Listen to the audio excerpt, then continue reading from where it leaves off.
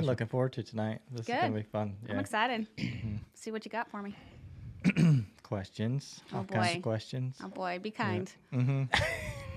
I think it'll be fine. You talked earlier about kind of where you originated from. What made you want to get into this practice particularly? Yeah. So when I was young, I was sick a lot. So common symptoms that I realized people were dealing with on a regular basis, and they were just dealing with it. They thought it was normal. And so I spent years and years in the medical system, tons of tests, hospital visits, thousands of dollars, and not a lot of answers. And I got to a point, because I was young at the time, and I got to a point where I'm like, this doesn't feel right. I don't believe that our bodies have to feel like this, especially at such a young age. This doesn't make sense to me. And so there has to be something else out there that makes sense, because this doesn't make sense. So I'm going to figure out what that is. What age did you start figuring this out? About the age of 19. Yeah. That's probably not something I would say most 19-year-olds are trying to figure out. Yeah.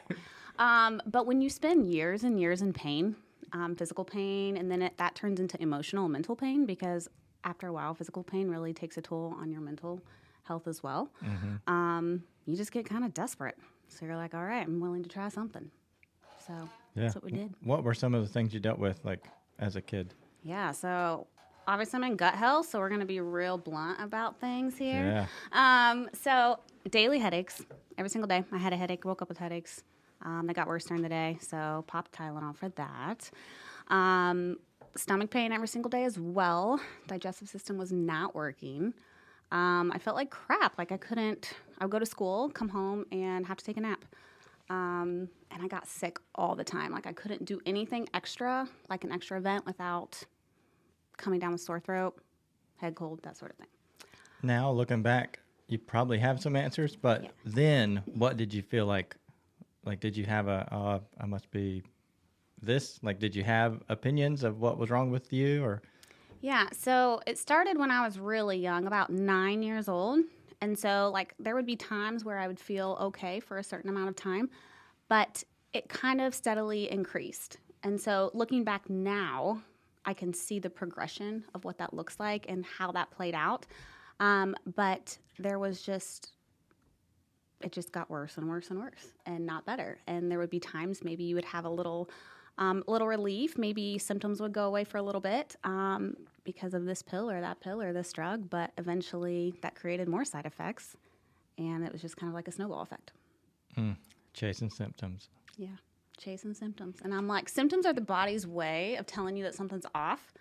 And so it's our job to listen to them and honor them in some way, Do you think that's a problem for most people, having enough self-recognition to be able to listen and pay attention to what their body's telling them, or it's just I'm just off today, or I'm just having a bad week or whatever, and not kind of being in tune to what's actually happening? Yeah. So sadly, I feel like most people do not feel good on a regular basis. They chalk it up to normal. But it is not normal to have to take Tylenol every single day because you have a headache. It's not normal for your joints to hurt. It's not normal for you to be so tired that you can hardly get out of bed in the morning, your brain be foggy. And so I think it takes time to learn how to be in tune with your body, and that's why I love holistic health, because that's part of the process. You are in your body, nobody else is, and so you have to learn to listen to it and take note of what's happening. And hopefully by then you can start to see patterns happening. It's important to learn how to listen to your body, but most people you have to teach them how to listen to their body and be in tune with it. Yeah, it seems like something that's not talked about very often unless you dabble in kind of, I'm not going to say the fitness industry, but unless you dabble in the health, industry, most people probably in the general public haven't even heard the phrase holistic. Right. So how would you describe holistic? Yeah. So holistic looks at the body as a whole. So the body works together. There's so many systems, right? And holistic health takes into account all of the systems together. So your symptoms, a lot of times in conventional medicine, we just treat the symptom. But in holistic health, you figure out why the symptom's there in the first place. Because the symptom, once again, is your body was telling you that something's off. So why is it off in the first place? And getting to the root cause is the beauty of holistic health, because it's not just about nutrition. It's not just about lifestyle. It's not just about moving your body. Like, it's all of it. It's the mental. It's your mindset. It's your beliefs. It all works together. And so holistic health approaches all of those things and takes into account the whole picture, not just one symptom. It sounds Makes like sense. sounds like a much better approach. Why Western medicine, especially, do we seem to always be symptom driven? I mean, is it a financial gain? Is it just we don't care to take time to practice it, or a more holistic approach, or is it just the reoccurring customer? So I think there's different pieces to this. For example, when I was in school, integrative nutrition school, part of my teachers were medical doctors turned functional health, so functional medicine, and they literally are not trained in nutrition. They are trained for acute care, and so one class of nutrition isn't going to do much for you, and they're not trained for preventative care. They're trained to, obviously, if I'm in a car accident and my head split open, like let's go to a medical doctor. Get some tape. Absolutely. Yeah. There's a time and a place for sure. But for preventative care, it's not sustainable and it's not really true healing. And so then it kind of turns into, and the pharmaceutical, does play a big part in it for sure. And there's definitely a time and a place for that. Definitely a time and a place for that. But as far as preventative care and for them on the day-to-day, most people don't practice preventative care. So the symptoms come up and we chase them. Yeah. Maybe a super simple example. Firemen are not known for being real complex. Like if I have a headache, I think I'm probably dehydrated or I'm stressing on this. Is that like a tiny example of what you're talking about, like trying to figure out a real reason for what's going on? Yeah, that's a great dehydration. I like it. Yeah. So a lot of times, especially, I don't know, there's just a lot going on in the world right now. And so it's easy to take a symptom and want a quick fix or want it to go away, right? Because we don't like pain as people. Most of us don't like pain. And we don't even think about the lifestyle factors, whether it's because we're not educated about it or we don't necessarily believe it. But that's a great example because headaches, dehydration is a huge one. And most people aren't What's something water. else that would point back? Like if I'm just in the firehouse and I've got a headache and I'm trying to figure out like what's going on, what's something else that my body's going to do if I'm dehydrated? You might have sore muscles, fatigue. Dehydration is one of the huge components. Actually happens, most people are dehydrated. So, you should be drinking at least half your body weight in ounces, more if you're sweating. And most people aren't even getting a glass of water in a day. We're filling it with other things, which is fine in moderation, but you have to have water because water... Just hide this Coca-Cola. Yeah. I said moderation. Did you catch that? But water, lubricates our cells, and our cells need water. And so if we're not giving our cells water and they get fatigued and they can't create energy, like it's no wonder our body doesn't work. So we have to give it the tools so it can work properly. That was a little rant. That was perfect. Yeah. It's perfect. Dehydration is systemic in our business for sure. I would probably even put a percentage, probably close to 90% of us actually show up to work probably dehydrated. And then, we're expected to perform, as superhumans. Right. And put on all this gear that doesn't allow our sweat to evaporate, and it's awful, and we sweat profusely a lot. And Jeremy's over there shaking his head. He's like, "Yep." But and then our intake is probably way off. I mean, I try to stay on top of mine, but I still know I slip. Still know.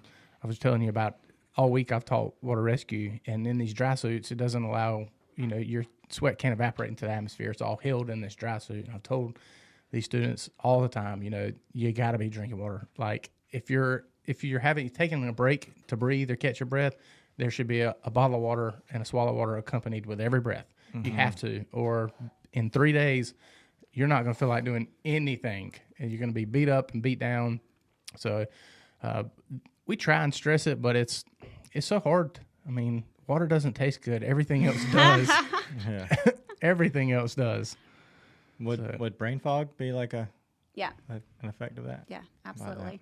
Even like, if you want to think about a lot of times in holistic health, you have not just holistic health, in the health of our bodies, like you get a domino effect. So once one thing happens, you start creating other things. And so, water, for example, like that, if you're not having properly hydrated, not only maybe you're going to get headaches, maybe you're going to have brain fog, maybe you're going to be tired, but then your digestive system isn't going to work because it needs water to do its job. And then when your digestive system doesn't work, other things start happening. Maybe that's creating your headaches because you're not getting rid of toxins like you're supposed to be. So it can be just a whole snowball of things very quickly. What's in charge of getting rid of toxins?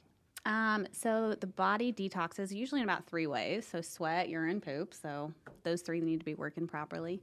So the digestion system is getting rid of all my toxins. Yes. Gotcha. Yes. It's also, breaking down your food, absorbing the nutrients from your food, all of those things as well. But yeah, one of the jobs is to get rid of things the body doesn't need. Is there things that normal people on a daily basis probably do to kind of not aid in the digestion process? Yeah. Is there probably regular eating foods or anything like that kind of mess that balance up? Obviously, okay, so we got a problem with dehydration. Okay, so we can fix that. Drink more water. All right, so if our digestive system is not working correctly, and you've named some good symptoms of that, what could be causes of that? What would cause your digestive system to not want to work right? Okay, so you got the basic, what I call I always look when I work with my clients, look at the basics. So food, water, and movement, and environmental factors. And then if those things are going well and you really have utilized that, then it's time to look deeper. So that would be where the root cause would come in. Sometimes there's underlying infections going on in the gut microbiome. Maybe you have a lack of beneficial flora. Maybe you don't have enough adequate digestive enzymes to break down the food. All those things are going to cause problems. So always start with the basics, the basic lifestyle things, and then dig deeper if we need to. Gut microbiome. Health industry buzzword. Yeah, for sure. It's a buzz phrase. What is that? So the microbiome is the whole gut ecosystem. So within that, you have all your bacterial flora, which is responsible for fighting inflammation, producing short-chain fatty acids, which are also part of inflammation fighting, the enzymes that go along with that, the bad guys. You've probably heard of the good bacteria and the bad guys. That's right. Yeah. It's on every bottle of what's the stuff that's on most food? What is kombucha? That's it. Yeah. Kombucha. So you want everybody's microbiome is going to be a little bit different, but for the main, generally, it's all sort of the same. But some people are going to have different weaknesses in different areas, for sure. Why do I need my digestion to help me with inflammation? Okay, so if your digestion isn't working, number one, you are not breaking down your foods. This could be one of the things that's happening. You're not breaking down your foods. So if you don't break down food, then it kind of sits and maybe starts to ferment in your gut. And so that would probably create some unpleasant bloating, gas, any type of those GI issues. I'm like that right now.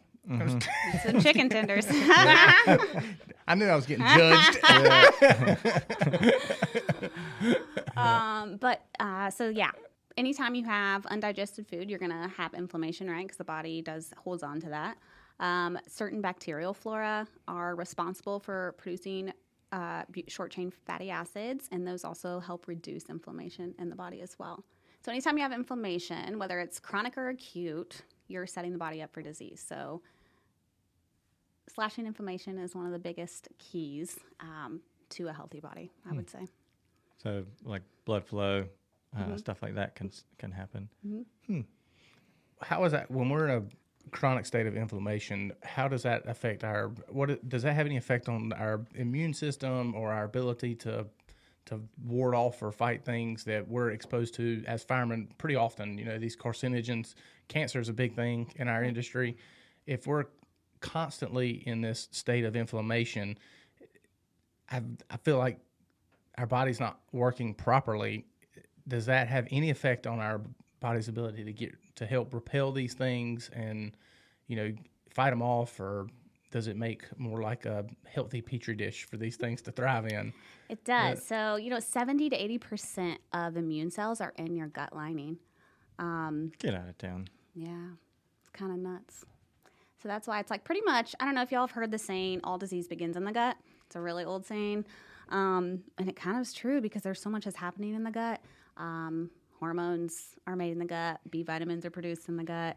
And so there's so much that's happening there. And it just affects everything. Is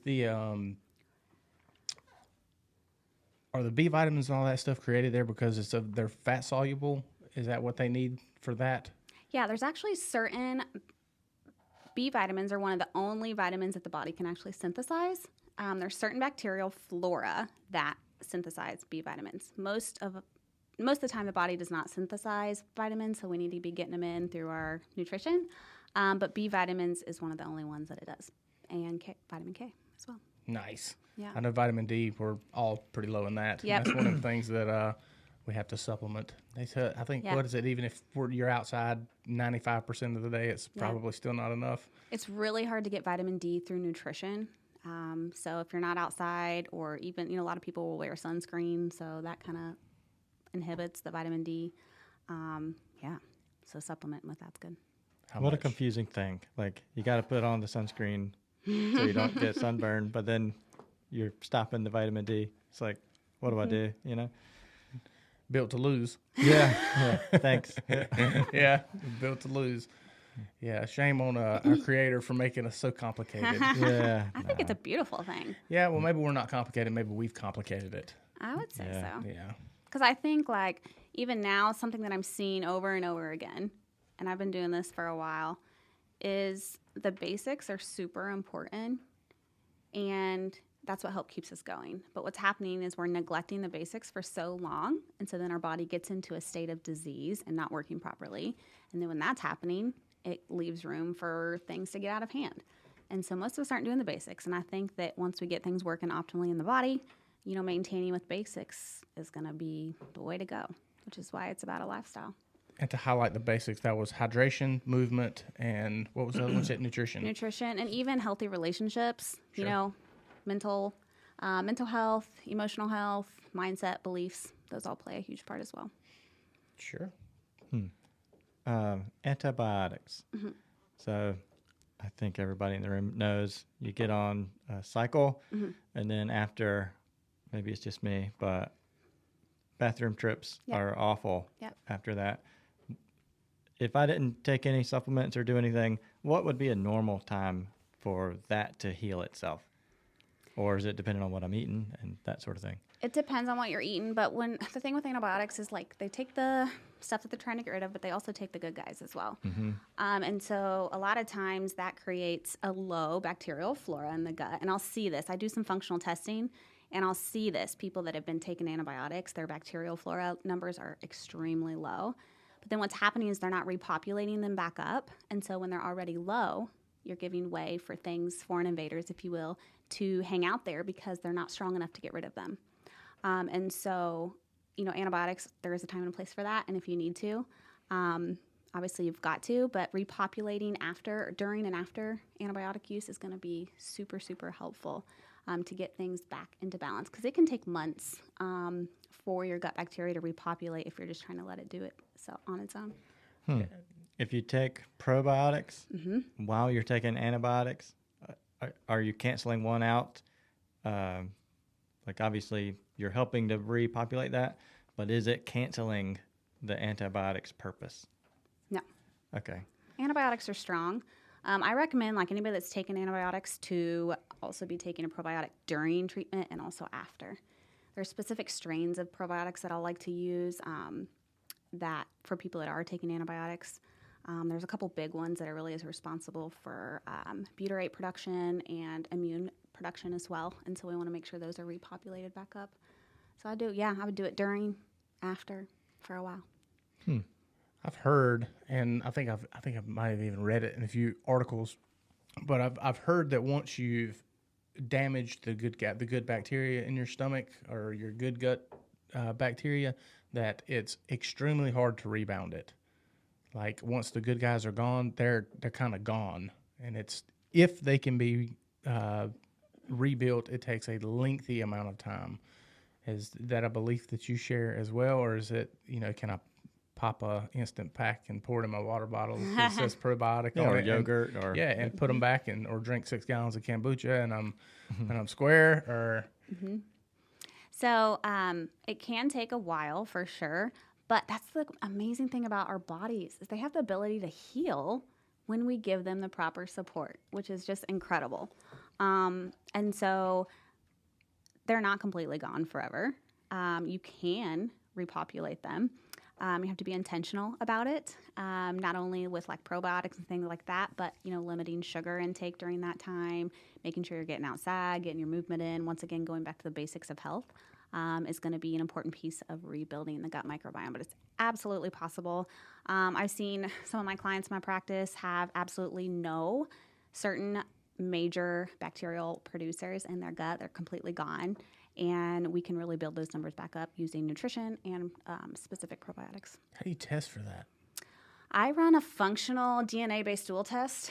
It looks at microorganisms, so 1 cell per gram of stool. And it looks at the DNA sequence of a bunch of different, whether they're parasitic pathogens, viral pathogens, the bacterial flora. And so they're able to tell exactly what's happening in your particular microbiome. So I like to utilize that. And you do this? Yeah, so I order the test, and I do not look at it under a microscope. I was about to say, you look at shit under a microscope? Yeah. Thankfully, I do not have that job. I would not want it. I'm glad people do it because it's like it's a really useful tool in my practice because you can have clients with some of the same symptoms, same GI symptoms, totally different things pop up on their testing. And a lot of times there's hidden infections going on. And so no amount of probiotics and healthy food is going to, it'll help for sure, but it's not going to get rid of that underlying infection. So when we, address the basics and we're still having problems, and it's time to dig deeper. And that's why I love utilizing that test because you can eat all the healthy food in the world. But if there's an underlying root cause that you're not getting rid of, it's just going to keep being a problem, if that makes sense. Absolutely, it makes sense. Yeah. I'm happy to hear that you're not the one doing it. Yeah, Right. I'm fine with that. I'm real fine with that. Yeah. Well, wear gloves at least. Come on. Or don't. Or Whatever. just don't do it. They do give you gloves in your stool collection kit, if that. So is if helpful. if I'm just Joe Blow, I'm listening to this and I'm like, I'm running out right now. I'm gonna go get some probiotics and some yogurt, some whatever's. What do I need to be careful of as far as? Do I just go buy everything on the rack, or, what would be the advice? So my question would be, why are you doing the probiotic? A lot of time marketing is huge, right? Mm-hmm. So it's like, try this. I get so mad because I hear this commercial on the radio, and it's talking about if you have stomach pain, go buy these certain types of medication, over-the-counter medication, and it'll fix all your problems. And I just start yelling at the radio because I'm like, no, that's not going to fix anything. So a good variety, like if you're just doing from general maintenance, a good, well-rounded probiotic with several different strains is good. I love utilizing real food, so like a fermented yogurt. Kombucha can be really good. However, if you do have an overgrowth of bad bacteria in your gut, kombucha can actually make you feel worse. So if you feel worse, you might want to come see me. Huh. Yeah. So maybe let's get hydrated. Let's get hydrated. Yeah. And then Let's eat real food. eat real food. Yeah. So McDonald's is not real food. Probably not. Yeah. Maybe the meat is. Mm-hmm. Maybe. Maybe. I don't know what's cooked in, but maybe. Maybe. Your face. What's some absolute stay away froms when it comes to foods like that? There's no way that it can be good for you, or maybe it's marketed to be good for you. Let's go 2 different categories here. boy. Let's go down 2 paths here. All right. So the first one, the absolute no-nos, like they're gonna smash your gut biome. They're gonna make you feel like crap, and we should stay away from them. You can break it down as far as I don't care if you name bad companies. That doesn't bother me. They should be gone anyway. But like sugars and stuff like that. I mean, what are the absolute no-nos? Okay. Anything artificial. Artificial. So artificial sweeteners, artificial Isn't sugar colors. real though? Sugar is real, yes. Okay. Yes. But I have to throw in the artificial things because a lot of times we think sugar-free, and so we're like, ooh, sugar-free. It's healthy, right? Mm-hmm. But a lot of times they use artificial sweeteners, which actually drives up insulin resistance and makes it so sweet your body thinks that it's getting what it needs. But actually studies show that it increases weight gain. And damages the cells. And so anything artificial, if it didn't come from God's green earth and you don't recognize it, stay away from it. So like sucralose, aspartame. Yes. What are some other big ones? Those are the 2 big ones. 2 big ones? Yeah. Good Basically all the Splenda ones that and aspartame. taste amazing. They taste amazing? Yeah. I honestly would rather somebody have something with real sugar in it than anything artificial. Because your body knows how to metabolize the real sugar. Even if it's still sugar, it knows how, to some degree, Sure. to digest it. Artificial, it's like, what the heck's going on? It's confusing. Yeah. Makes sense. So what about anything other than sugars? There's got to be more. Got to be more.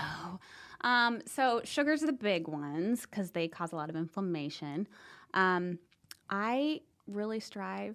I hate putting like a lot of restricting certain food groups. I'm not a believer in restriction like that because I think balance is the key. But I'm not a huge fan of soy, especially in women. It can really screw up with the hormones. So soy is another big one that I try to avoid. Anything artificial and inflammatory oils. So like your vegetable oils, they cause a lot of inflammation in the body. Anything hydrogenated oils, which would be like trans fat. Same thing, like they cause inflammation in the body. So, What's something delicious that is full of trans fat? Potato chips. Potato chips. Are they full of trans fat though? They might be full of vegetable oil, but I don't know if they're trans fat. I don't know. What should we be cooking with if we're not going to use vegetable oil? Olive oil, avocado oil, coconut oil, real butter, Bacon Avocado grease. oil. real butter, real bacon grease, Lard. lard. Yes. See her face? She knew exactly what that was about. Yeah. She knew exactly what that. Grandmama's biscuits. She knew exactly what that was about. Cool. So No, chips don't have trans fat. yeah, I thought you were a doctor. Let's go. So we got to stay away from our artificial sweeteners. Is that what's in Bang? Like energy I feel drinks certain. and stuff like that? There's a good chance. I'm glad you said balance is key. Yeah. So at least one a day and I'm good, right? Are you sure? One a day? I only drink one a day. Okay. Yeah, that puts me. That they have 300 milligrams of caffeine per, Okay. so that makes me happy. Okay. Okay. That's it. Is sucralose artificial? Yes, 100%. It's full of Bang. Or Bang's full of it. She said balance. Yeah. Balance. And then the question, what is balance? Yeah, are we talking 50-50? So half Bang, half water. That's balanced. That's balanced. It is balanced. Yeah.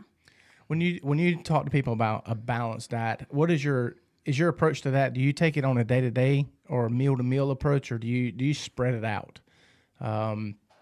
like in a weekly type thing? Often when I've had conversations with folks about caloric intake and stuff like that, they seem to do better when they have a stretch of days as far as a budget or something like that goes. Like if you don't say 2,000 calories a day, say 10,000 calories a week or something like that. It seems to be a little easier to follow versus trying to catch up, trying to track everything every single meal or every single day. Is that something that when it comes to balance, do you try to approach it at every meal or just in a 24-hour period? So I think it depends on what you're trying to achieve with your nutrition, first of all. I never recommend counting calories in the work that I do. There definitely is a time and a place for that, especially if you're doing like maybe performance, athletics, sometimes, certain situations like that. Might be fine to count calories, but on an average basis, most people don't need to because it causes more restriction and doesn't really lead to a healthy pattern of eating. So it depends. Some people, like, they want to crush it all week and then have the weekend off, or however you want to say that.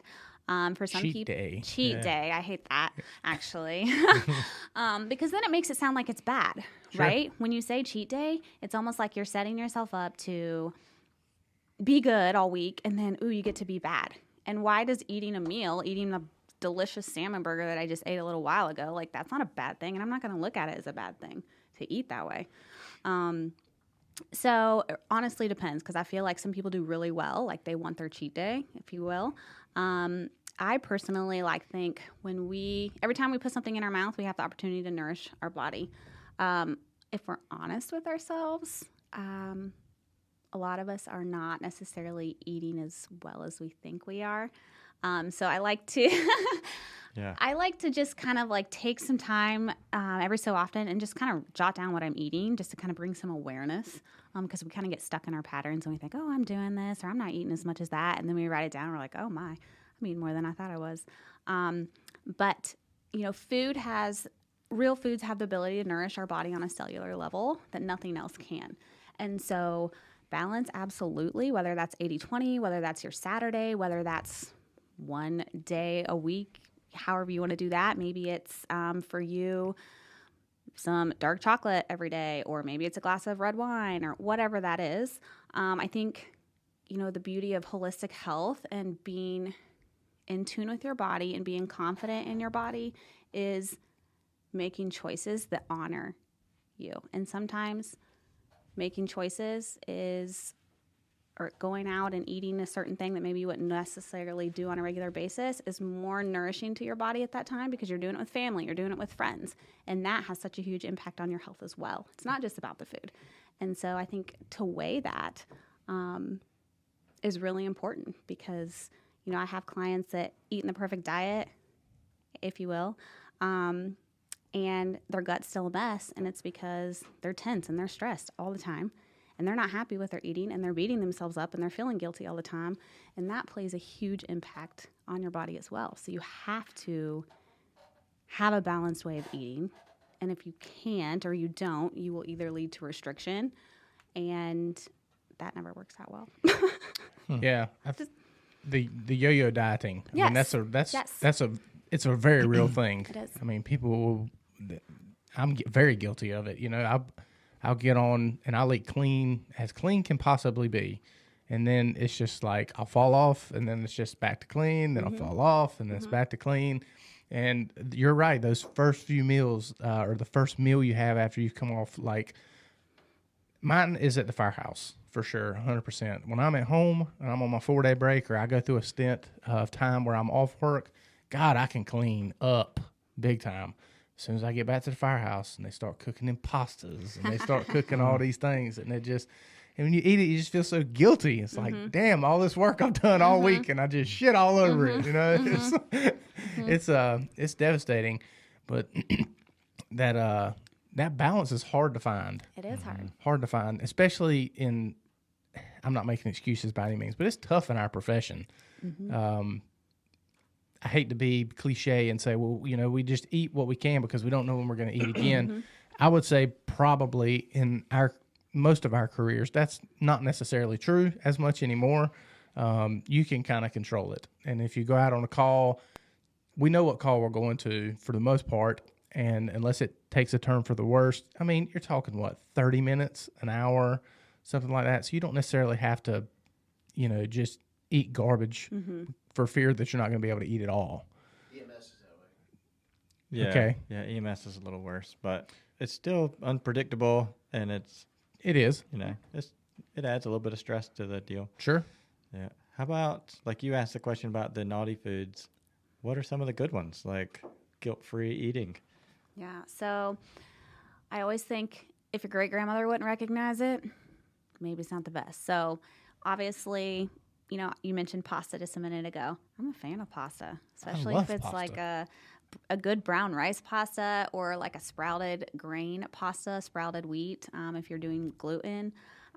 Those aren't necessarily bad foods, you know. But I love anytime we can, first of all, plants are very, very good. They're full of antioxidants, minerals, polyphenols, all those things. Don't shake your head over there. So it's very good to include vegetables and fruits at your meals. Now, that being said, protein and healthy fats are just as important as well. Let's just say animal protein is very bioavailable in the body. So that's why I actually do recommend eating high quality animal protein, because your body, it's bioavailable to it. And so that means that it absorbs it well if your digestion is working properly. And you get amino acids from that. And so it's a great source. Anything that we can do, like anytime the body can absorb something in its real form, that's amazing. And then healthy fats, like whenever I think about a meal, I try to include some kind of protein, some kind of healthy fat, so, and then some kind of carb or fiber. So whether that looks, maybe for lunch, it's a pasta and with red sauce, and then maybe for dinner it's grilled steak and grilled vegetables. I mean, it could vary. I'm not real big on eating veggies. Okay. Everybody. That's the hardest, is the veggies. It Yeah. really is. What are some that, do you have any recommendations? Like, I'm okay with some green beans. Yeah. Are they decent? Or are Yeah, they green beans are awesome. The reason it's so cool to be able, like, there's so many fruits and vegetables, first of all, which is really fun because that means that you have a lot to choose from. And they each have really different compounds, which make them cool. So, like, you can, maybe green beans are amazing. Sweet potatoes are awesome. I love, obviously, greens, cucumbers, bell peppers, carrots have a really cool fiber in them that binds to estrogen and helps push it out of the body. That was carrots, you said? Yeah. carrot Get on the sales carrots. just went Get them Yeah, carrots. through the roof. Carrots. You can Yeah. handle carrots, right? we can. Yeah. We can do carrots. Yeah. And cruciferous vegetables are really awesome for estrogen detox as well. So like your broccolis or cauliflower. Things like onion and asparagus. Those are good prebiotic fibers, which feed the good bacteria in the gut. So If I cook the onion like a lot, have I taken away all the benefit of it? no. Okay. All right. You got to hide it. It's the texture for me. Like, it's Yeah. like broken glass going in, I'm not in. But if I can cook it, like, That'll help. Yeah. yeah, you can do like a steak with some onions if it's cooked. Oh, yeah. You mentioned You proud of me, King? Yeah. I used to have to cut them up so fine whenever I cooked for them at work. Like, it had to be like, you could not see it. Yeah. Yeah. Yeah. had Lie to to be me. completely transparent. You're like a child. Yes. Yes. Yeah. You mentioned high quality protein. What does that look like? Yeah. I like to, so a lot of times, like in the more conventional raised meats, so we've obviously tried to raise our meat production here in the U.S., so there's lots of feedlots. I prefer meat from, if you get to know your farmer, if that's an option for you, that are more grass-fed than grain-fed. A lot of times, most conventional meats are more grain-fed, which is fine to a certain degree, but it also raises the omega-6 fatty acids in them, so that balance gets off. Omega-6s are great, but most of us are consuming too much of them. The ratio isn't balanced. And so those meats seem to be better ratio with those two. So anything farm-raised that you can find, local farms, is awesome. There is, I'm sure you guys have heard the term grass-fed. Yeah. I'm a huge component of it. I think it's hard to find completely 100% grass-fed. So if you got to throw some grain in there, it's fine, Yeah, I was about to say, what about the general fireman walking into the meat department trying to figure out what he's going to cook for his boys, and ladies now, his boys and ladies that he's working with. How does he know which meat to pick? So I do look for the grass-fed or organic grain, if possible. They're so expensive. They're so expensive. And so, it comes down to one of those things like, Those are high quality meats. They're important. But it's more important that you're getting protein to balance everything else out. So sometimes we have to pick and choose, right? Because it's easy. We can kind of get like this food fear, like I have to have everything organic. And by the way, organic isn't the cream of the crop. So Also a buzzword. yes, yes, absolutely. And so sometimes we have to work with what we have. And that doesn't mean that, like, sometimes I feel like we think that we have to have this perfect, everything organic, everything, whatever we think is the perfect. And then we end up not doing anything because we're not doing it this way. And honestly, like, just eat the carrot, whether it's organic or not organic, That didn't really answer your question as far as the meat. It did. It very much did. So, I mean, we got to do what we can with what we have. Yeah. I mean, that's very, you definitely answered it. I've had really great luck. So I grew up on a farm, so I'm kind of picky about my meat because we always had, Sure. Fresh meat. It's just different. I never even bought hamburger in the store until, actually, I think I moved here, which is kind of like, whoa. And so if you can find a farmer in the area, like a lot of times you can buy, part of a beef or part of a pig or whatever. That's a really great resource to utilize. And there's some farmers markets around here as well that utilize local meat. So I think that's a big deal too, if you can find farmers that you can have a relationship with and find out about their farming practices, because it doesn't have to be organic to be healthy. So the free range chicken thing, that's also in that line of Yeah. Yep. Chicken or beef? Depends on the day. I eat more chicken, but I love a good steak or a good burger. Balance it. Yeah. Is it true or not true that chicken is richer in omega-6s than red meat? Have you ever heard this? I think you stumped me there. I've heard, especially the dark meats of a chicken, because I'm assuming probably because they contain more fat than like your normal chicken breast. Yeah. They're much higher in omega-6s, higher in 6s and less in 3s and 9s. Interesting. Okay. But so for years, like I said, I don't know if it's true or not true, but I don't know. Yeah, I've heard that before. So it's almost like the combatants, the constant battle between the chicken and the beef industry is. So that's why it's kind of the red meat's kind of it's always an ebb and flow with the meat in the poultry industry. Yes. It's always back and forth and back and forth, and you see it on billboards and signs. Eat more chicken, and it's two cows holding up a sign. Yeah. We've all seen it. So I don't know. I just didn't know if you'd heard that or seen anything about that. You got something for me over there? Boom. Google. Generally lower in omega-6 than poultry and pork. Red meat is? Okay. Now that's Google, so who knows? Right. It's probably the same place I got it from, whenever I was, or however I came across it. But I've heard that.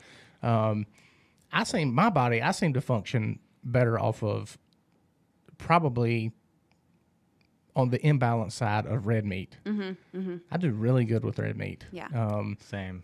I can when I'm home. Do I know? There's lots of posts on it.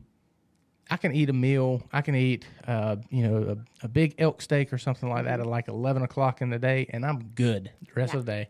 I don't have to eat anything else. I always end up eating like an Oreo or something with my kids, or, we try to still hold the family value of everybody eating around the table. But when they're eating dinosaur chicken nugs, and it's difficult. Good luck getting a 7-year-old and 3-year-old to pound some broccoli and There you whatnot. go. No, it's difficult, man.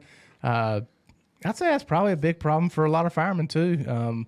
We try to hold that, we try to keep that family gathering in our own homes, just like we do in the firehouse. It's rare that we cook a meal in the firehouse and then somebody not eat it. Yeah. It's just something we all do around our kitchen tables together. And probably most of us try to have that at home as well. We try to take that to the house, but boy, them kids, they don't really care what you're eating. They know what they want, and that's where it's, and then, parents, we give in a lot. Yeah. I'm pretty guilty for finishing my children's plates. So I feel like that's an imbalance issue for sure. But And I think, like, thinking about the kid thing, like they learn from example. And sometimes like have found like it's interesting, like if you tell them why, like we're eating broccoli because it's going to make us strong. Well, your 5-year-old's going to be like, I want to be strong. And so maybe they'll eat a piece or two. But kids are tricky, especially their taste buds are changing. And especially if we're used to certain things. Like I have noticed, especially someone that's used to, more of a processed diet, which is higher in sodium, higher in sugar, like it can take a little bit to change your taste buds.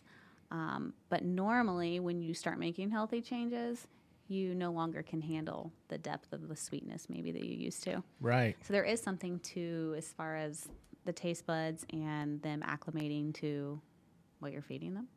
Yeah, there's a lot to be associated with that. How satiated you get off of eating one single thing versus having a variety of things. If either of y'all ever noticed that, Neuroplasticity. Yeah, so if you eat one thing, seems like you get full or tired of it faster. But if you have a bunch of different things, it's like you can just keep pounding, getting after it. Mm-hmm. That's real. Palate fatigue, maybe. Palate fatigue. There you go. Hashtag. Yeah, palate fatigue. Hashtag palate fatigue. Neuroplasticity. I like mine better. Yours sounds like a nut. Everything's interpreted in the brain, and your brain rewires itself based on the conditions you're giving it, and so it'll adjust itself based on what is being fired. So if you're used to a certain amount of things like high sugars, it's going to get used to that and accustomed to that. If you start reducing that, your brain rewires itself based on what neurons are firing based on your taste buds. So so it'll adjust itself, and then new novel ideas like higher sweeten, if you're not used to that, it's going to be like almost like a noxious stimulant. Huh. Interesting. Crazy. Yeah. Body's cool. Man, I feel like I should be able to experiment with that with coffee, but I've drank coffee black a bunch of times and several days in a row, but my brain wants it with creamer in it. Mm-hmm. Yeah. Yeah. Fact. I feel like that's a problem. Yeah. I was able to manage to move away from sugar, but the creamer, I mean, what am I, an animal? Like, I got a creamer. It's just good. Okay, so what kind of creamer are we talking about? It's got sugar in it. Okay. Yeah. Probably lots. You're like, if I had to looking guess. Yeah. So I kicked the double dose of sugar and just went to the single dose of sugar. Right. Yeah. Starting off the day right. Hey, pair it with some protein. That'll be okay. It's cliche, like in movies, like somebody's sad, so they go grab a bucket of ice cream and eat it. Mm-hmm.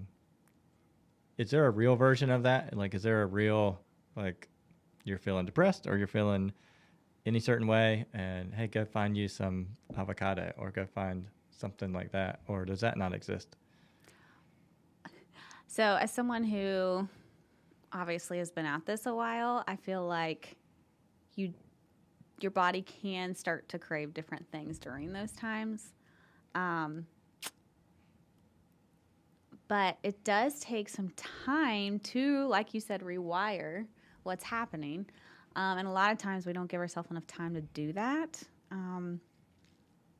So I personally have found that to be true, that I don't necessarily want the things that I used to. And also, like, when you realize how crappy it makes you feel and you feel good, like it doesn't affect you as much, or it's not worth it.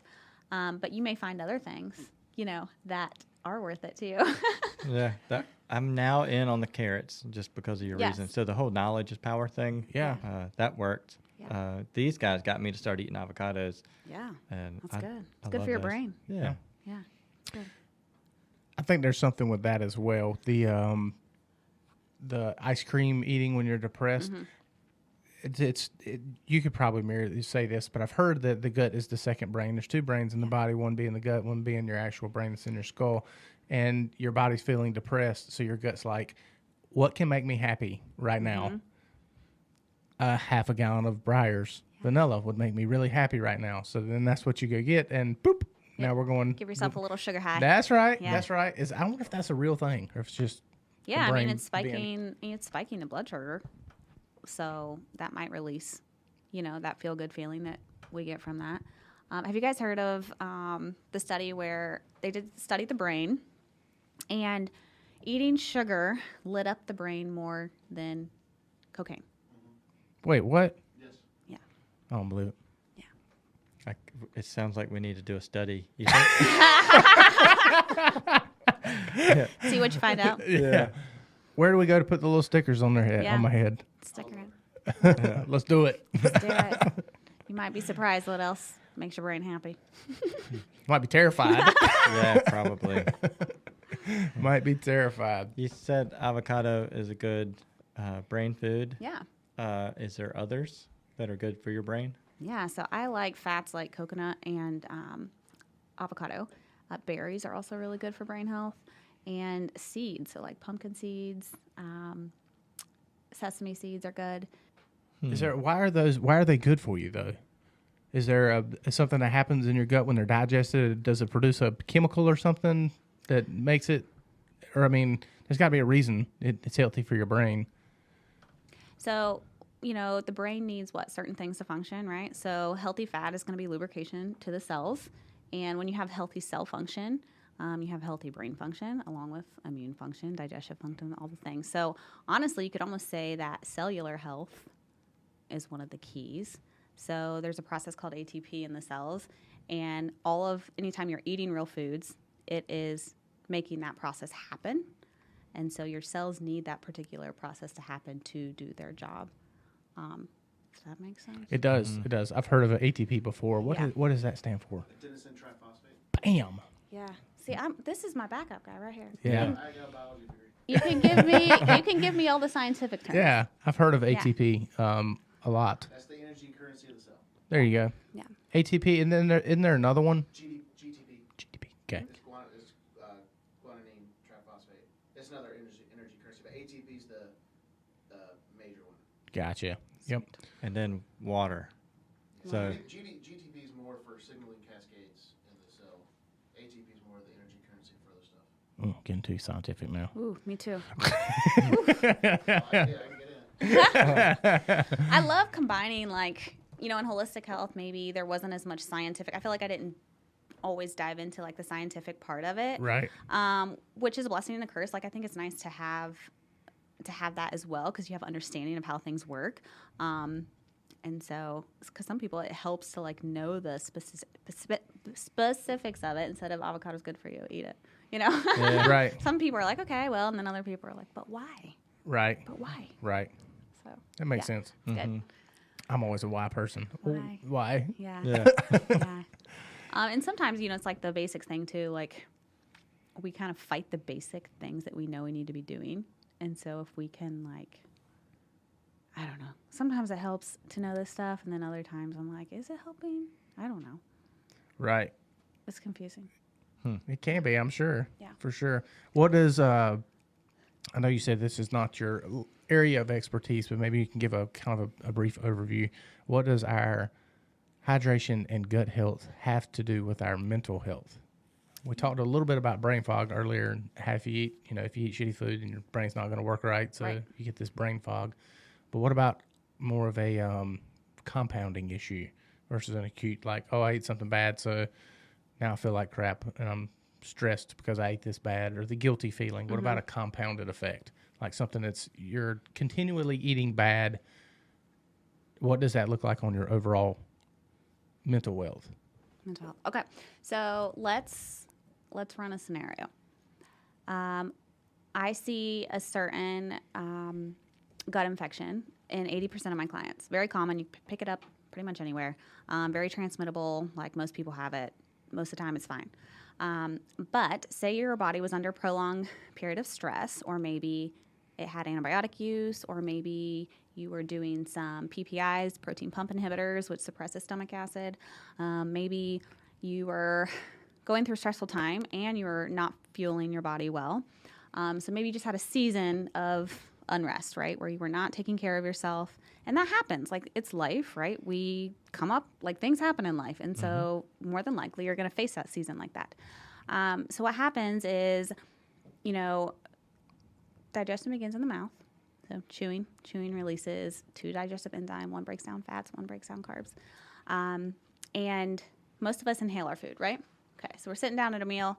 Let's say we're stressed when we're sitting down at a meal. So when we are stressed, our body is in a sympathetic state. So that's a fight or flight. And when we are in that phase, our body takes away energy from what it should be doing to go to the scene of crime, if you will. So we sit down to eat and we're stressed. So the body, and you chew your food, but you don't chew it well. You just snarf it down and it goes down the pipe. So first of all, your body's stressed, so it's not calm when it's eating. So automatically, digestion, energy that's supposed to go towards digestion, leaves the body, okay? Then you don't chew your food, so the digestive enzymes that are needed in the salivary, that are released in the salivary glands, are not there, okay? So then you head down to the stomach, where you need stomach acid to break down the food. But you don't have much stomach acid anymore because of underlying infection. Maybe you've been suppressing that with certain medications. Maybe you've been stressed. Maybe, whatever the situation is. So then you're in the stomach, and the food's supposed to be breaking down even more. And you already did not do it any favors by not chewing your food well. So the stomach has to work extra hard to get down there. But then you don't have enough stomach acid to break it down. So then we keep traveling down the pipe. The enzymes aren't working by the pancreas either, so they're not doing their job. Then you get to the small intestine, which is where the nutrients are absorbed. And then that's not doing its job either because the food wasn't broken down. It has to be broken down and emulsified into tiny, tiny, like mush almost, so your body can absorb the nutrients. So then we head to the small intestine, and it's not broken down, and then we have bacteria that's low in there because of the other stress, so it won't break down the food either. And the bad bacteria is like, sweet, I've been waiting for this, like I'm going to feed on you, and then I'm going to start creating symptoms. So I'm going to start creating acid reflux, probably heartburn. Maybe I'll start having headaches and joint pain because I'm not absorbing amino acids from my protein. And then the undigested food that's happening, it's the bacteria that's feeding on that is pumped, and so it's going to start overgrowing, and it's going to create bloating. It's going to create pain. And then maybe we're not eliminating because we didn't have enough fiber to push things along, or we didn't have enough water to push things along as well. And so there we are. Yeah, you just described basically every fireman's life right there. In a nutshell. Yeah, we live in a constant state of stress. Yes. And Yes. I mean, we're driven off cortisol. Right. Driven off of it. Right. Every single day. It's And eat fast. Yep. up here, yeah. Bad food, or maybe not bad food, not as great food as often as we need it. Chewing fast. And dehydrated. Man. So now I feel like let's think about something positive about this situation. Absolutely. Yeah. Absolutely. Plenty of room. Plenty of room for that.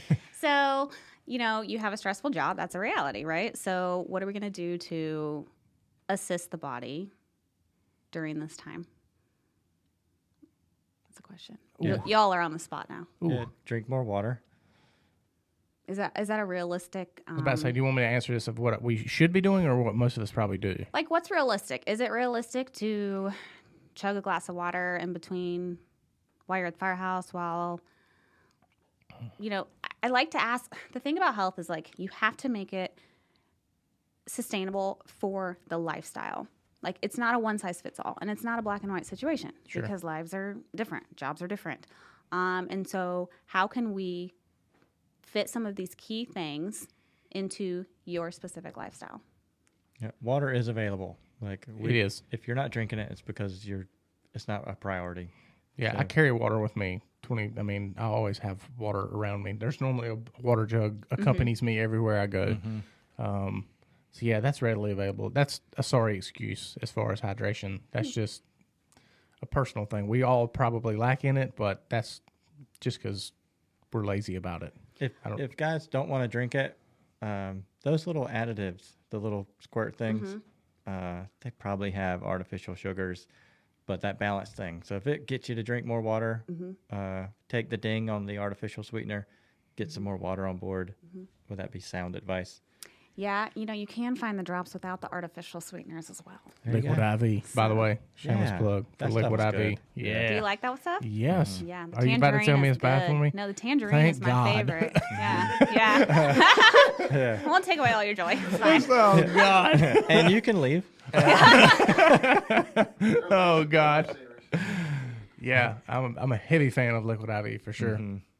Yeah. For sure. And that's the thing. Like, if you hate water, like some people literally hate the taste of water. Some people like it. So once again, okay, if you're someone that doesn't like the taste of water, how can we get you to drink it? Maybe you add something, a little flavor or additive to it. Maybe you put real fruits or vegetables in there. Maybe you drop essential oil in there. I don't know. Whatever it takes to get in water. Maybe you drink herbal teas instead.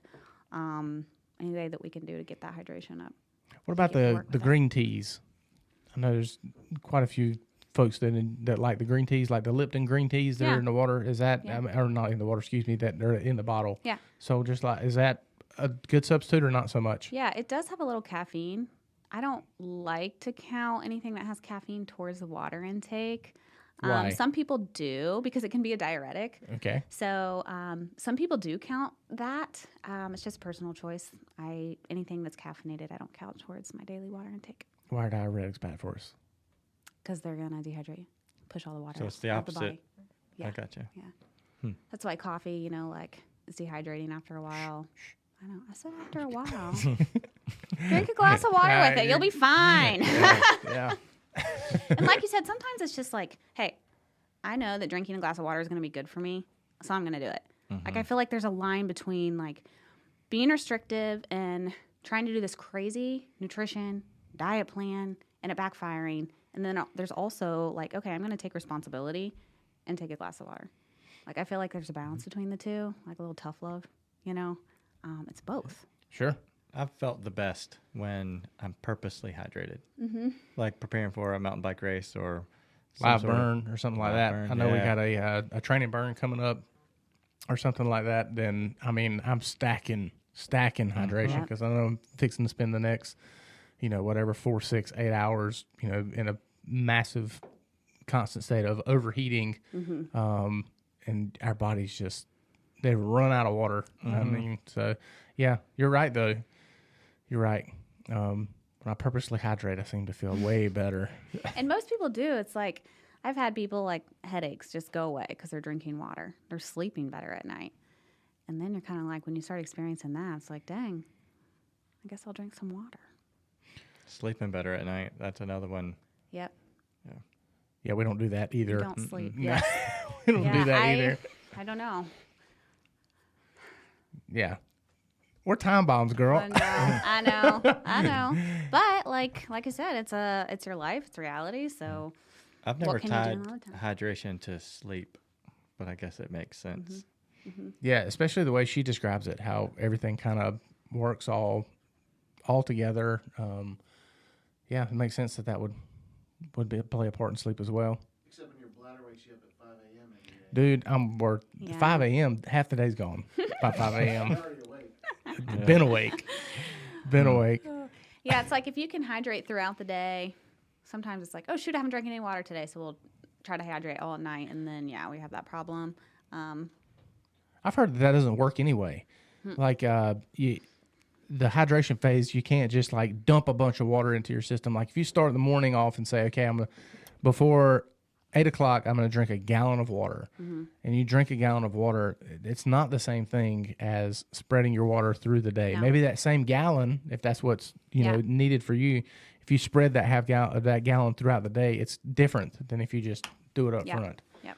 Is that Yeah, because your body is doing different things throughout the day, and so it makes more sense that you feel it as you go, type of thing. yeah, absolutely. It makes sense. Yep. Cool.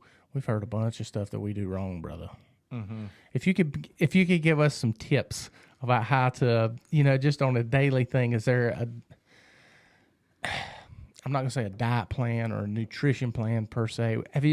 Is intermittent fasting a good thing for us, or are you a fan of that at all?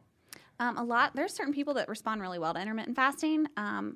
I don't recommend it for a lot of my women clients because they're already dealing with some hormone imbalances, and so intermittent fasting seems to not work well because they need to be eating more regularly to balance blood sugar levels. But I feel like intermittent fasting almost has more success with men, and I don't know necessarily if this is like a clinical thing, but it's just something that I've noticed. That they seem to adapt a little bit differently to it. So yeah, I'm a fan. Cool. I catch myself doing it by accident. Yeah. A lot. And it's good to like give the body a chance or a rest from digesting as well. So even if you're not going to do a crazy intermittent fasting, like not eat till noon, even if you can get like a 12 to 14 from like dinner to breakfast the next day is really helpful. What about long-term fasting? Yeah, that's good for the body. Like, what would you consider long, or what would be a healthy long fast? Oof. Okay. Once again, I feel like this totally depends on your current health situation. Sure. And this is not black and white advice. I feel like you have to really put that disclaimer out there because everybody is so different. All you have to say is this is my opinion. Okay. That's all you gotta say. So this is my opinion. There we go. Sometimes like a juice fast or a water fast can be really helpful, especially if like you're trying to reset the body. Some people do it for like the mental game. I have people that like do well, like a 2-day water fast. Right. It just really clears their mind. It might be not that great the first day that they're trying to do it, but they feel so good afterwards. And so I think experiment with it and see what it does, how it works for your body. That almost sounds like doable. Like when we get off a tour or something like that, the first maybe day or so of a 4-day, if you have time, a good hard reset before you kind of level out to get ready to go repeat the process. Yeah. Is that normal? People fast for 2 days? It's not very normal, no. Some people do like a day fasting. But sometimes sometimes fasting or a reset, if you will, can look like maybe just eating more plants and back off on the because meat can be harder to digest sometimes.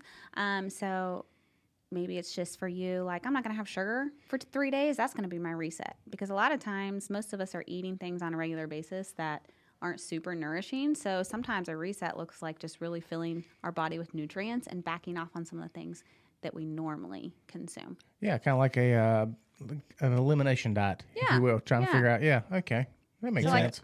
If we're all different, maybe you can try like a plant-based thing for a couple of days. Yep. Do an evaluation at the end. Yeah. And then do a meat, your elk or chicken or whatever. Run that for a couple of days. That seems kind of fun, actually. Yeah. I think that's a thing, like, nutrition isn't black and white. I mean, it is in the fact of, like, our body utilizes real whole foods. It knows how to process it. It breaks it down. That's what we get for all the processes that work, energy, digestion, all the vitamins, nutrients that are in real foods. Like, our bodies are designed to utilize them. But for some, like, there can be variation in that. Like, it's not necessarily what works for you may not work the best for you. And so experimenting with that and learning to be in tune with your body, that's where it comes in, is really, really important because I can't tell you how you're feeling. Only you know how you're feeling. And so I think that's a key thing is, like, people come to me and they're like, just fix me. And it's like, okay, like, let's work through some of this stuff. But ultimately, you heal you or your body heals you. I'm your guide. I help you along. I give you the tools. We do some testing if we need to. But you have to, it's your body, and you know it best. And so you have to, in a sense, take responsibility and claim it and learn to honor it and listen to it.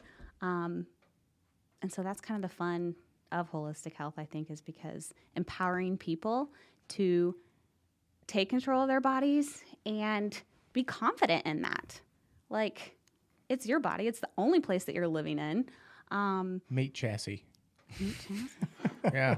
That's what your body is, a meat chassis. Like the chassis of a car. Oh, goodness. Yeah, meat chassis. It's yours. You only get one. Yeah, it's yours, and you only get one. And so, like, why not get to know it? Yeah. It seems like the holistic approach is kind of, it seems like it would be easier to get a person, well, let me redact that. It seems like it would be easier to get a person who was truly serious about wanting to be healthy or actually wanting to figure out some underlying reasons of what's going on with them versus kind of the normal Western medicine approach where it's like, oh, you got a headache? Cool, let's give you this or let's give you this. But that process, it almost seems like the client or the patient or a person would give more buy-in, because if they come to you and they're giving you all these symptoms, you're like, I don't know I can't say it's this, or this, but let's figure it out together.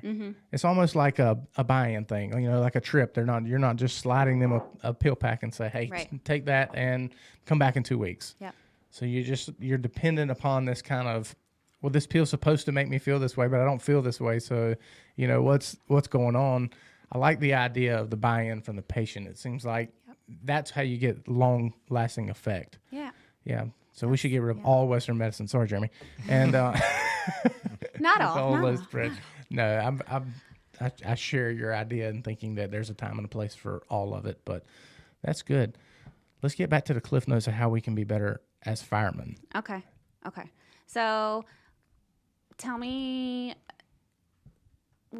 from our conversation so far, what are some of the biggest challenges in your line of work that are creating some of these barriers? I can think of one hurdle that I think I've been kind of going over that. Sure. One of our biggest hurdles is we all, like in our line of work, immediate results. Yeah. Like the house is on fire, we put water on it, we search the house, and now there's no people inside and it's not on fire anymore. Like, fast. So if somebody is not in a healthy pattern, they're not hydrated, they're not eating good foods, one day of drinking more water and eating better foods probably isn't going to have that big of an effect, right? Mm-hmm. So what is an expected length of time, in your opinion, that, hey, if you can stick with me, follow me along this path for 2 weeks? Okay, yeah. Is Let's that... do it. So the cells in the lining of the gut turn every 3 to 5 days. So Turn. like rejuvenate new ones. Okay. So that means you have the opportunity to really create some good, healthy responses when you're doing that. So, one day you'll probably see some benefits, but if there's a lot of damage that's been done, or if the gut lining is already weak, or your bacterial flora is very low, it's going to take a little bit of time to reboost that back up. But if you're really dedicated, I feel like even just seeing improvement in like secretory IgA, which is the immune cell response in the gut, I can see a boost in that in like 30 days with the right nutrition and probiotic supplements. So some people feel better in a week. Yeah. But, another thing to think about is like, you're right. We do want the quick fix and we want it to happen now and we want to see the results fast. And so it's really easy to get discouraged. And I get that. Like, we want results, we want them now. And it is like the thing with holistic health, it can be challenging because you have to be dedicated and you have to have a reason why you're doing what you're doing. If you don't have a good reason why, then it may not be worth it to you. For me, like, I was tired of being in pain. I was tired of being in the hospital all the time, and I was tired of being sick, and I was tired of not being able to live my life because I didn't feel good. And when you go through all of that, like, it gives you a purpose and it gives you a why. And so, when I sit down with my clients, it's like, let's dig into why you're doing this, because there has to be a reason or an emotional connection to why you're doing what you're doing, because it has to be purposeful to you. Yeah, that buy-in. Yeah. If I don't trust that you can bring the how, then I don't even want to think about the why, because if how is not optional, then why is just going to make me not feel good. Right. So maybe the knowledge of knowing that, hey, if I play along for a month, then I'll start to feel better, be healthier, stay on the planet longer, be more effective at work.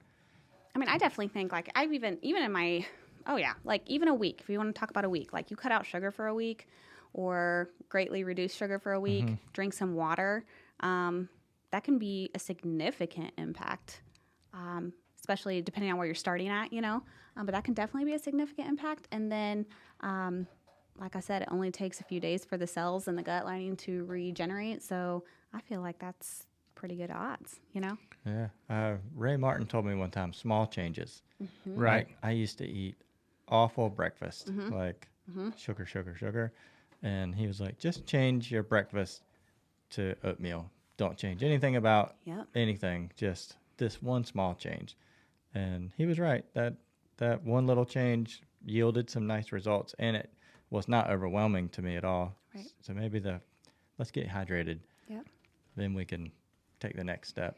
And that's the beauty of it too, is like people come with different walks of life in different areas. So I'm a huge believer in small, consistent changes create a healthy lifestyle. And so, like you said, switch out your breakfast, and pretty soon that's just part of it, right? And then maybe you're ready to add something else on. It really does work well when you can make changes, small changes, and then build on that. And then pretty soon, like, you've built this healthy lifestyle, and it doesn't feel deprived. It doesn't feel restricted, and it's just part of it, and you feel good, and it's just who you are, and it's awesome, and that just works better. But that is not instant results always. And Right. so that's the thing where it's like, we can work together, but we're going to work together for several months, and it's not going to be like, hopefully you'll see some results. You will see results with certain things, especially GI issues. Like, we can get some pain and everything under control pretty quickly, but for lasting change, especially if you spent years being hard on the body, it's going to take a little bit of time to get there. And that's hard because we want it now. Absolutely. Now. Yeah, we don't like change at all. Facts. Yeah. Yeah. We're not much different than any other animal in the animal kingdom. Yeah. Yeah, if you tell me it's not going to work overnight, then I need to know that I can do it in small changes, or that the reward will be grand. You know what I mean? Like, Sure. I'm willing to go through a lot to gain a lot. gain a lot. Yeah. So, And there's certain freedom. Like, that's the other cool thing, is like, there is freedom in being empowered, first of all, and freedom in feeling good. Like, the reason that I even got into this was like, I show up better for my life when I feel better. Like, that's kind of a fact of life for me. Like, it's easier for me to be nice when I feel good, That's your problem. Yeah. yes. Oh. Where do I pay? But there is science. There is science involved in this. Like, the numbers don't lie. Like, you feed yourself well, you nourish your body, you get rid of underlying infections. Like, you will see improvement because the body will start performing better and working better, and that's the way it is. I believe that. Yeah, Do you believe that? I do. Okay, Yeah. Waking up with an injury is a reminder of why you want to feel good. Sure. Like just that, you pull your back lifting wrong or turn your ankle, whatever. But it's like when you're injured, you're like, man, I just want to feel normal. Yep. So Yeah, you want to know what uncomfortable is. Do anything to your lower back and figure out how much of their life. You can't lick a stamp without using your lower back. You can't do anything in life without hurt your lower back and see how uncomfortable it is. Yeah. so true. Lick a stamp. Where's your practice located at? I am sharing an office over at the Madewell Center for Wholeness on Park Avenue. It's a holistic wellness center, and they offer mental health counseling and nutrition and gut health services and massage as well. Sweet. Yeah. Sweet. How can people get in contact with you? You can find me on my website, carriesink.com. Okay. Find me on Instagram, Carrie Sink. And those are the two main platforms. You can also find me on the Madewell Center website as well, madewellcenter.org. Madewell Center. Okay, will you write that down for me? Yeah. Please. Madewell Center for Wholeness. Did you I say like it. spell it? No, he didn't say Okay. that. I thought he said spell it. I said, you're asking me. But anyway, well, Miss Carrie, it's been an absolute pleasure to have you on the show. Thank you for being so generous with your time. Oh boy, thank you Yeah. for having me. I appreciate it. And I just remember to do what you can with what you have, and like you said, small changes are good. I know that the lifestyle that you lead is a little bit different than a lot of other people, and so do what you can with what you have. And I still believe that there's health there, even though it's hectic. Absolutely. Yeah. Thanks for coming. Yeah. Absolutely. Thanks for having me, guys. Absolutely. Thank you.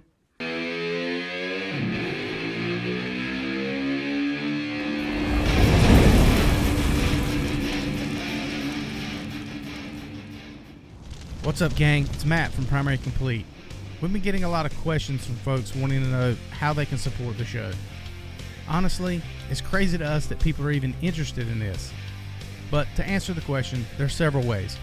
The biggest way is whatever platform you choose to listen to the show, rate it and leave a comment.